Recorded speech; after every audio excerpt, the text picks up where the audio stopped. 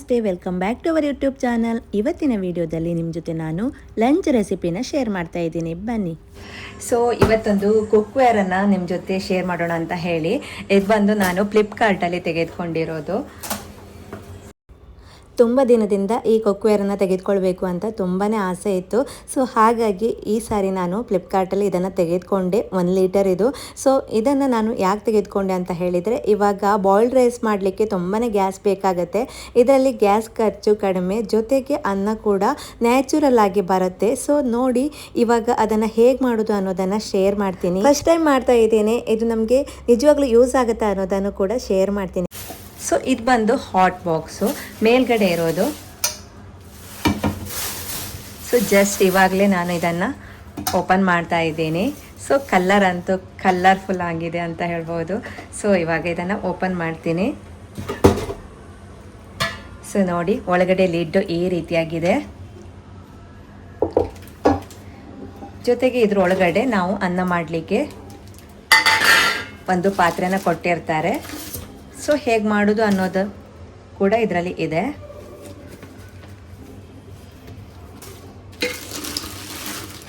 ತುಂಬ ದಿನದಿಂದ ತೆಗೆದುಕೊಳ್ಬೇಕು ಅಂತ ಇದ್ದೇನೆ. ಸೊ ಹಾಗಾಗಿ ಇದನ್ನು ತೆಗೆದುಕೊಂಡಿದ್ದೇನೆ. ಬಟ್ ಇದನ್ನು ಯೂಸ್ ಮಾಡಲಿಕ್ಕೆ ಎಷ್ಟು ಈಸಿ ಅನ್ನೋದನ್ನು ಹೇಳ್ತೀನಿ ನಿಮ್ಮ ಜೊತೆ. ಸೊ ನಾನು ತೆಗೆದುಕೊಂಡಿರೋದು ಓನ್ಲಿ 1 ಲೀಟರು. ಇದು ಬಂದು ಕೆಳಗಡೆ ಇಟ್ಟು ಇದನ್ನು ಇಡಲಿಕ್ಕೆ. ಹಾಗೆ ಇದೆರಡು ಹಾಟ್ ಬಾಕ್ಸು, ಇದು ಮುಚ್ಚಳ. ಇನ್ನು ಹಳ್ಳಿ ಸೈಡಲ್ಲಿ ಕಟ್ಟಿಗೆಯಿಂದ ಕೊಚ್ಚಿಗೆ ಅನ್ನನ ಮಾಡ್ತಾರೆ. ತುಂಬಾ ನ್ಯಾಚುರಲ್ ಆಗಿರುತ್ತೆ. ನಾವು ಇಲ್ಲಿಂದ ಊರಿಗೆ ಹೋದಾಗ ಅಲ್ಲಿನ ಅನ್ನ ತಿನ್ನಲಿಕ್ಕೇ ಇಷ್ಟ ಆಗ್ಬಿಡುತ್ತೆ. ಇನ್ನು ಕುಕ್ಕರಲ್ಲಿ ಮಾಡಿದಾಗ ಅಷ್ಟೊಂದೇನು ಚೆನ್ನಾಗಿ ಬರೋದಿಲ್ಲ. ಇದು ಕೂಡ ಹಾಗೆ ಅಷ್ಟೇ ನ್ಯಾಚುರಲ್ ಆಗಿ ಬರುತ್ತೆ. ಇವಾಗ ಇದನ್ನು ಚೆನ್ನಾಗಿ ವಾಶ್ ಮಾಡಿ ನಾನು ಎಷ್ಟು ಬೇಕೋ ಅಷ್ಟು ನೀರನ್ನು ಇದರಲ್ಲಿ ಆ್ಯಡ್ ಮಾಡ್ತೀನಿ. ನಾನು ಈ ಗ್ಲಾಸಲ್ಲಿ ಇದಕ್ಕೆ 4 ರಿಂದ 5 ಲೋಟ ನೀರನ್ನು ಹಾಕ್ಕೊಳ್ತೀನಿ. ಯಾಕಂತ ಹೇಳಿದರೆ ಈ ಗ್ಲಾಸಲ್ಲಿ 1 ಗ್ಲಾಸ್ ಆಗೋಷ್ಟು ಕೊಚ್ಚಿಗೆ ಅಕ್ಕಿಯನ್ನು ನೆನೆಸಿಟ್ಕೊಂಡಿದ್ದೀನಿ.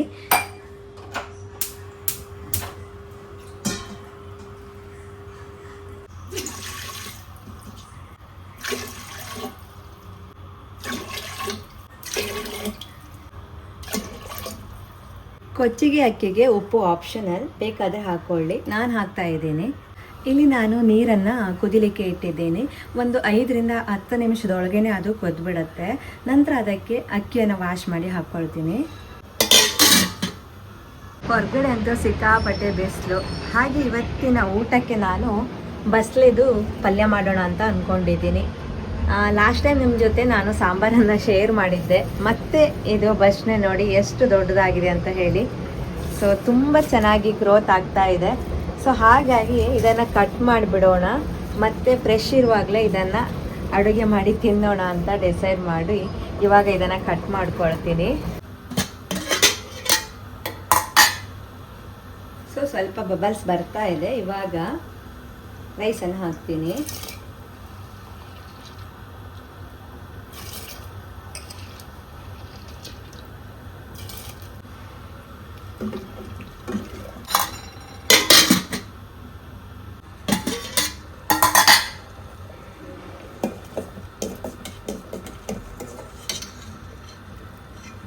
ಸೊ ಇದು ಒಂದು ಕುದಿ ಬಂದಿದೆ. ಇವಾಗ ಗ್ಯಾಸನ್ನು ಆಫ್ ಮಾಡ್ತೀನಿ. ಇದು ಇರುಕಿ. ಸೊ ಇದನ್ನು ಇಟ್ಟು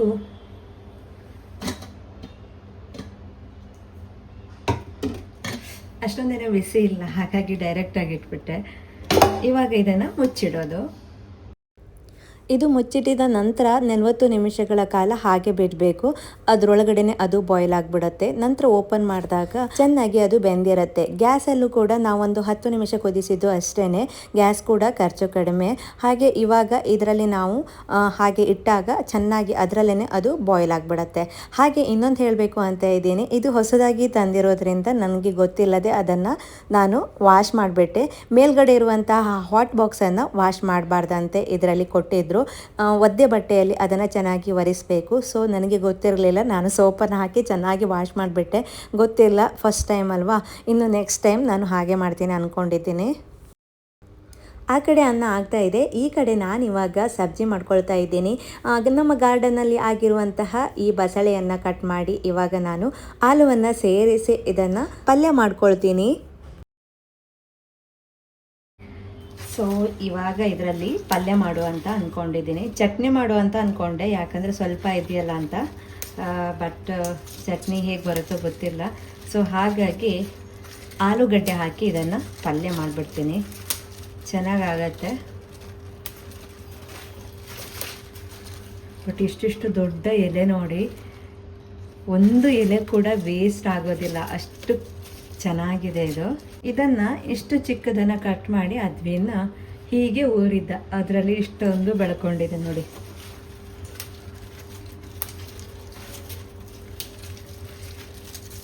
ಬಾಲ್ಕನಿಯಲ್ಲಿ ಏನಾದರೂ ಚಿಕ್ಕ ಚಿಕ್ಕದಾಗಿ ಬೆಳೆದು ಅಡುಗೆ ಮಾಡಲಿಕ್ಕೆ ತುಂಬ ಖುಷಿ ಅನಿಸುತ್ತೆ. ಇನ್ನು ನೆಲಬಸಳೆ ಕೂಡ ಆಗಿದೆ, ಇನ್ನೊಂದು 4 ದಿನ ಬಿಟ್ಟು ಅದನ್ನು ಕೂಡ ಮಾಡಬೇಕು. ವಾವಲ್ಲ.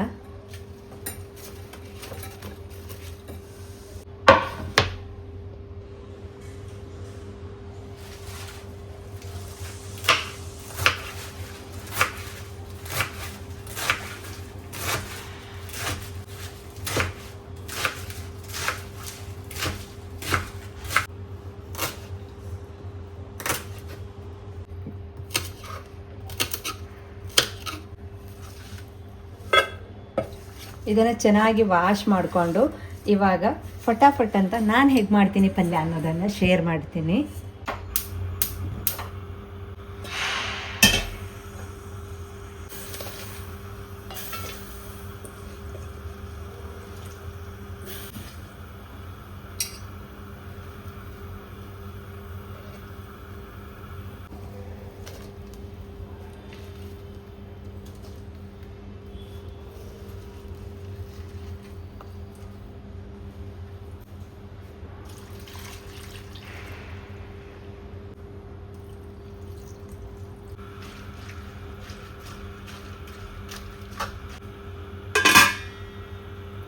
ಸೊ ತುಂಬ ಕ್ಯೂರಿಯಾಸಿಟಿ ಇತ್ತು ಇದು ಹೇಗೆ ಬಂದಿದೆ ಅಂತ ಹೇಳಿ.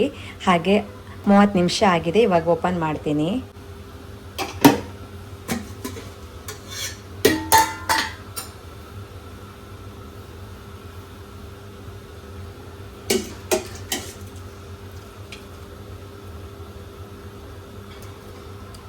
ಸ್ವಲ್ಪ ಬೆಂದಿದೆ. ಇದು ಕೊಚ್ಚಿಗೆ ಅನ್ನ ಅಲ್ವಾ, ಸ್ವಲ್ಪ ಟೈಮ್ ಹಿಡಿಯುತ್ತೆ. ಯಾರು ಬೆಂದಿದೆ ನೋಡಿ. ಓಕೆ, ಇನ್ನೊಂದು ಅರ್ಧ ಗಂಟೆ ಹಾಗೆ ಬಿಟ್ಬಿಡ್ತೀನಿ.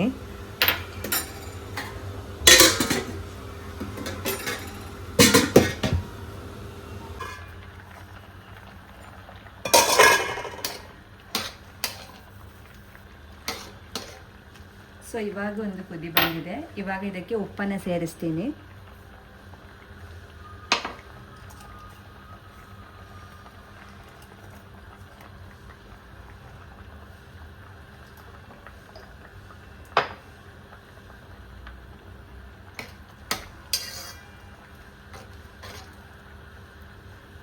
ಈ ನೀರು ಡ್ರೈ ಆಗೋ ತನಕ ಇದನ್ನು ಚೆನ್ನಾಗಿ ನಾನು ಕುದಿಸ್ಕೊಳ್ತೀನಿ. ಯಾಕಂದರೆ ಈ ದಡಿಯೆಲ್ಲ ಚೆನ್ನಾಗಿ ಬೆಂದರೆ ಮಾತ್ರ ಚೆನ್ನಾಗಿರುತ್ತೆ.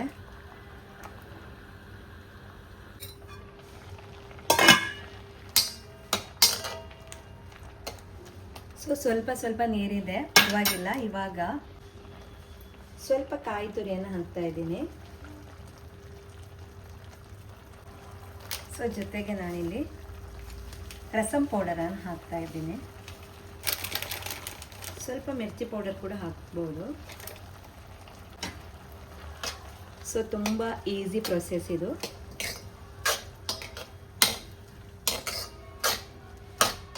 ಇದನ್ನು ಒಂದು 5 ರಿಂದ 10 ನಿಮಿಷ ಕುದಿಸ್ತೀನಿ.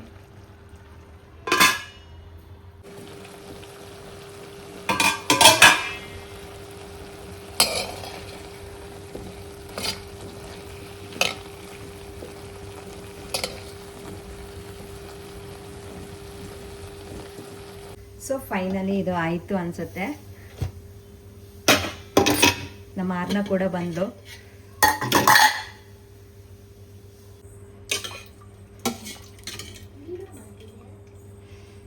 ಚೆನ್ನಾಗಿ ಬೆಂದಿದೆ. ಇವಾಗ ಇದನ್ನು ನೀರನ್ನು ಬಸಿಬೇಕು. ಇನ್ನು ಇದರ ರಿವ್ಯೂ ಹೇಳಬೇಕಂತ ಹೇಳಿದರೆ ತುಂಬಾ ಯೂಸ್ಫುಲ್ ಆಗೋದು. ನಾವು ಹೊರಗಡೆ ಇದ್ದಾಗ ಗ್ಯಾಸಲ್ಲಿ ಕುಕ್ ಮಾಡ್ತೀವಿ. ಕೊಚ್ಚಿಗೆಯನ್ನು ಕುಕ್ ಮಾಡಲಿಕ್ಕೆ ತುಂಬ ಟೈಮ್ ಹಿಡಿಯುತ್ತೆ. ಜೊತೆಗೆ ಕುಕ್ಕರಲ್ಲಿ ನಾವು ನೀರನ್ನು ಹಾಕಿ ಜಾಸ್ತಿ ನೀರು ಹಾಕಬೇಕಾಗತ್ತೆ, ಆವಾಗ ಲೀಕ್ ಆಗಿಬಿಡತ್ತೆ. ಹಾಗೆ ಕುಕ್ಕರಲ್ಲಿ ಲೋಳೆ ಆಗಿಬಿಡತ್ತೆ. ಇದರಲ್ಲಿ ನಾವು ಊರಲ್ಲಿ ಯಾವ ರೀತಿ ಕಟ್ಟಿಗೆ ಒಲೆಯಲ್ಲಿ ಮಾಡ್ತೀವಲ್ಲ ಅದೇ ರೀತಿಯಾಗಿ ಬರುತ್ತೆ. ಜೊತೆಗೆ ಬಿಸಿಯಾಗಿರುತ್ತೆ, ಮತ್ತು ನಾವು ಬಿಸಿ ಮಾಡ್ಕೊಳ್ಳಿಕ್ಕೂ ಕೂಡ ಈಸಿ ಆಗುತ್ತೆ. ಸೊ ನೋಡಿದ್ರಲ್ಲ, ಈ ರೀತಿಯಾಗಿ ಬಂದಿದೆ. ಹಾಗೆ ಪಲ್ಯ ಕೂಡ ಅಷ್ಟೇ, ಬಾಲ್ಕನಿಯಲ್ಲಿ ಬೆಳೆದಿರುವಂಥ ಬಸಳೆಯಲ್ಲಿ ಒಂದು ಚಿಕ್ಕ ಪಲ್ಯ ಮಾಡಿದ್ದೀನಿ. ತುಂಬ ಟೇಸ್ಟಿಯಾಗಿ ಬಂದಿತ್ತು. ಸೊ ನೋಡಿದ್ರಲ್ಲ, ಇದು ಬಂದು ನಮ್ಮ ಇವತ್ತಿನ ಲಂಚ್ ರೆಸಿಪಿ. ಸೊ ಮುಂದಿನ ವಿಡಿಯೋದಲ್ಲಿ ಮತ್ತೆ ಸಿಗೋಣ. ಇವತ್ತಿನ ಈ ವಿಡಿಯೋ ಇಷ್ಟ ಆದರೆ like, share and comment. Bye bye. Thank you for watching.